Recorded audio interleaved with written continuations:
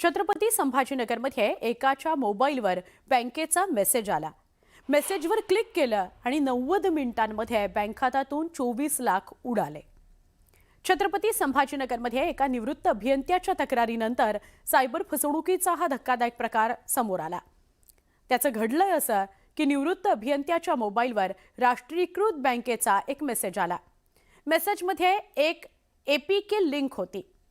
त्यांनी या लिंकवर क्लिक केलं। पुढे एक पेज उघडलं, पण पुढे काहीच झालं नाही। त्यामुळे त्यांनी दुर्लक्ष केलं। पण 90 मिनिटांनंतर मोबाईलवर मेसेज आला की तुमच्या बँक खात्यातून 24 लाख रुपये डेबिट झालेले आहेत। हा मेसेज पाहून मात्र त्या व्यक्तीला धक्का बसला। त्यांनी बँक खातं पुन्हा तपासलं आणि बँक खातं साफ झाल्याचं लक्षात आलं। या प्रकरणात त्यांनी सिडको पोलीस स्टेशनमध्ये तक्रार दाखल केलेली आहे।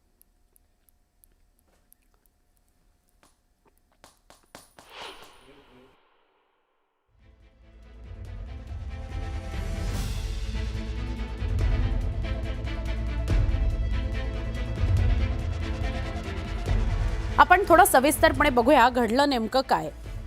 निवृत्त अभियंत्याच्या मोबाईलवर एक मेसेज आला। राष्ट्रीयकृत बँकेचा तो मेसेज होता, त्यामुळे त्यांनी तो ओपन केला। मेसेजमध्ये एपीके डॉट अशा फाईलची लिंक होती। एपीके डॉट फाईलवर त्यांनी क्लिक केलं। क्लिक केल्यानंतर काहीच झालं नाही, ब्लँक पेज आलं। त्यामुळे त्यांनी त्याकडे दुर्लक्ष केलं। 90 मिनिटांनंतर मोबाईलवर बँकेचा मेसेज आला आणि बँक खात्यातून 24 लाख रुपये डेबिट झाल्याचं कळलं। त्यांनी बँकेकडे या संदर्भात क्रॉस चेक केलं।